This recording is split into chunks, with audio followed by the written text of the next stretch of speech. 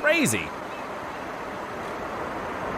A crosswind landing could be terrifying for the crew and passengers, but from the outside, it looks just like a little dancing move from the pilot.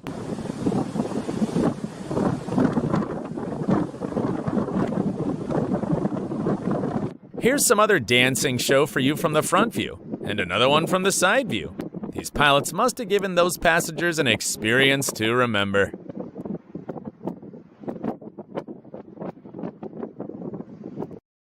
Russian pilots are known for their crazy skill. It's absolutely no joke to take off this slow that these pilots will have no problem getting into the Aviators Hall of Fame.